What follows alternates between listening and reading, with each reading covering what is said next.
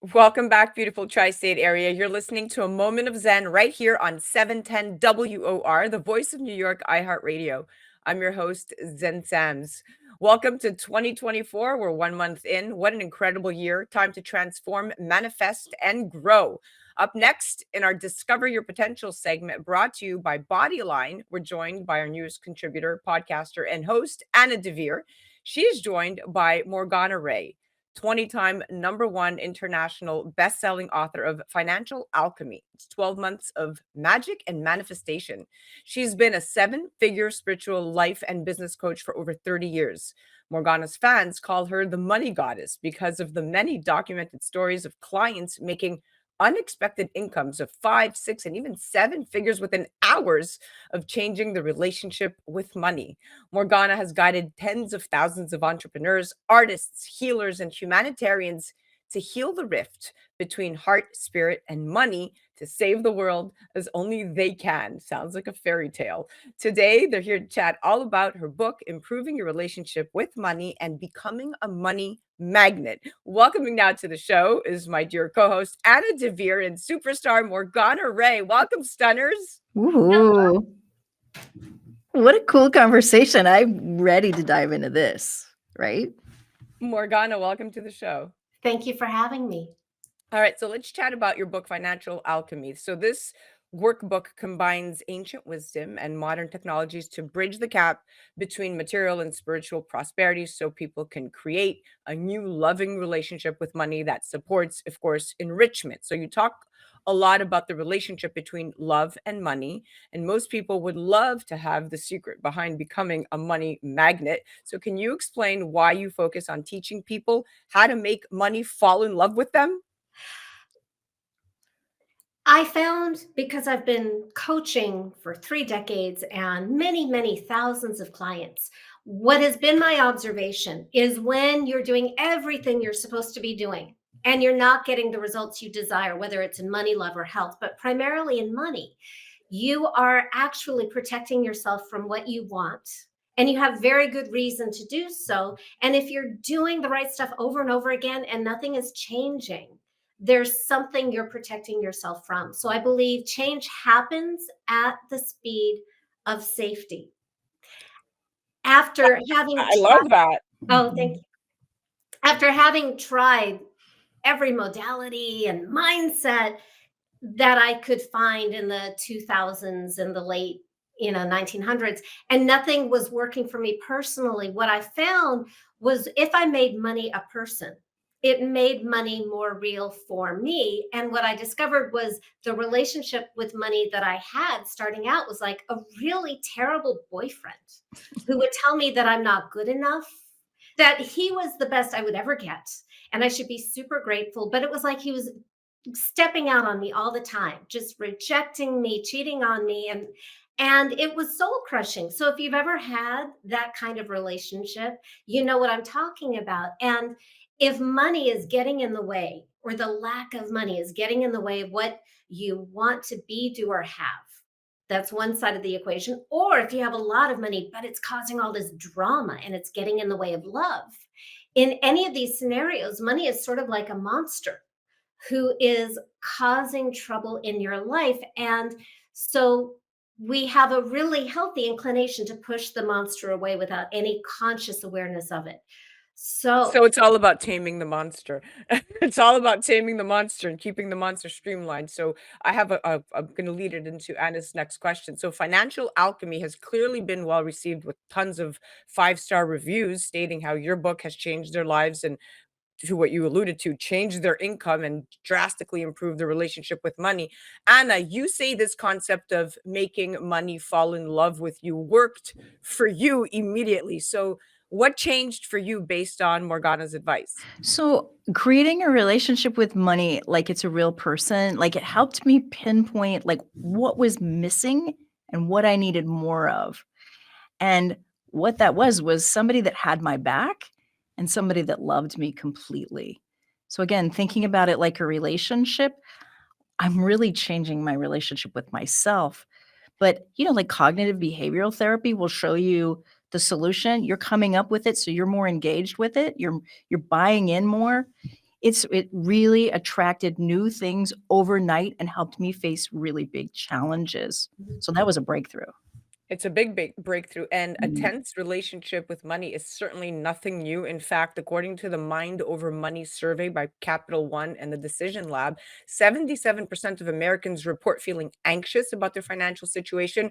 And this anxiety spills over into all parts of life, with 43% of respondents saying that they feel fatigued, 42% find it difficult to concentrate at work, 41% have trouble sleeping, and 25% said financial stress affects their relationships, to Morgana's point. So, Morgana, it sounds like the majority of Americans could benefit from your book. Mhm. What exactly is financial alchemy and what are the steps?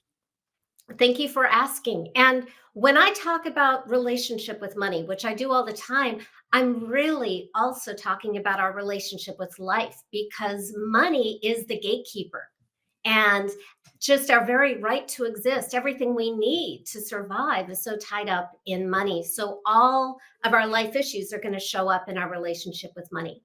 So I call this financial alchemy, and this is different than law of attraction. And law of attraction has a tendency to only focus on the good stuff, the high vibes, the positive thinking, which has a very important place. But in my experience, if you're going to change something, you need to know where you're beginning. So the very first step is to get really, really honest about what is not right in the relationship.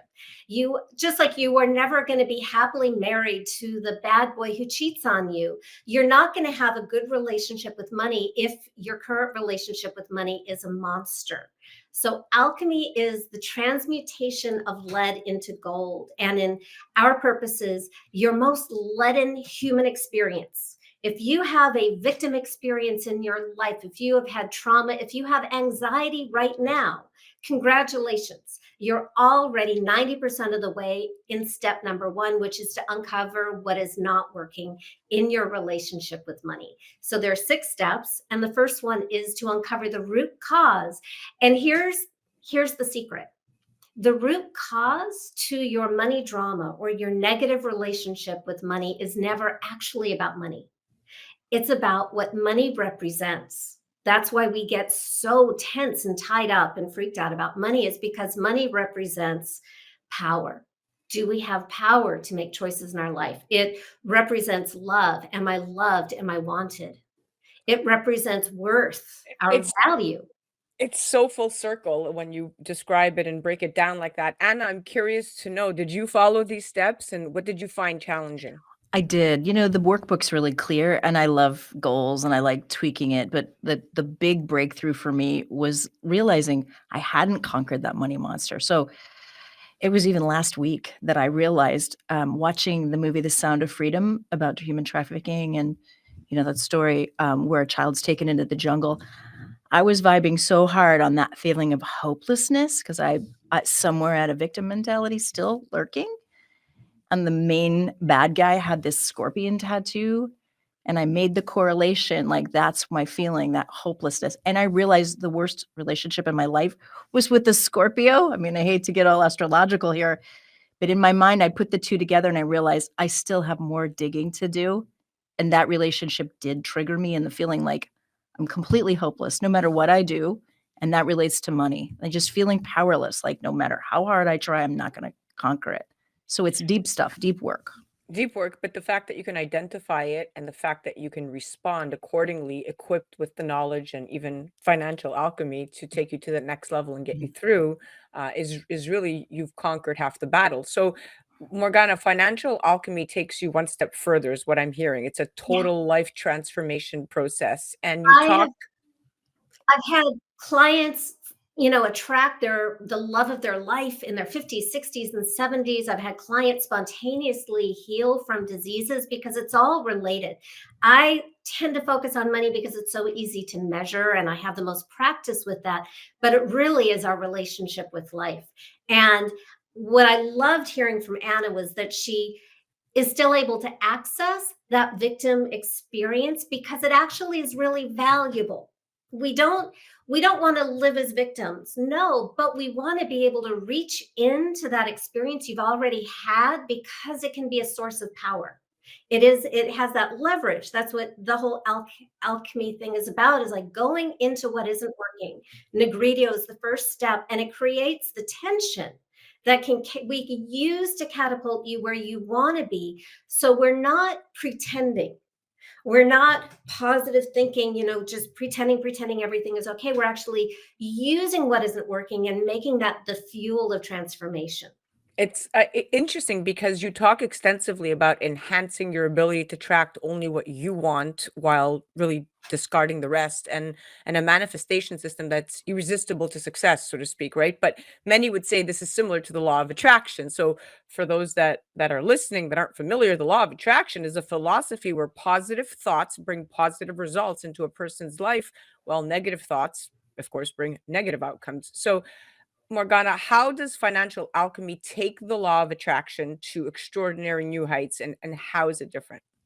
Well, I have had the worst thing in my life that ever happened to me at the happiest moment of my life when I was 16. I was in love, straight A student, hit by a car, in a coma for a week, and had a traumatic brain injury that just dragged me through hell for a bunch of years when I was young.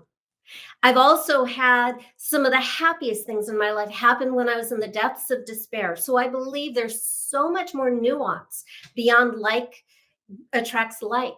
What we want to do is use all of our experiences and not be afraid of those dark places, but actually use them and transform them, because they are sources of power and energy. So step one is we go down, into that underworld and find everything that we don't want in our life experience, personally and globally, and we use that and we build up the energy. And now we're getting into neurolinguistic programming and neuroplasticity, because when you light up all those neurons, then we can change things. That step one is uncover the root cause, the powerlessness, the hopelessness. That is like the flag saying this is where it is. Step Yes, number and you also talk a lot about creating and finding what you call your money honey, and ridding yourself of your money monster. Right? We talked about that earlier. So Anna, can you tell us more about what this means and reveal who your money honey is? Oh my gosh, then I'm gonna die if you, because you probably know this person. It's a Hollywood actor. I picked somebody that had my back and was a complete cowboy for whatever reason. It was Sam Elliott, okay? Do Okay. you know Sam? Oh my gosh, don't, and he's taken, please forgive me, Catherine Ross.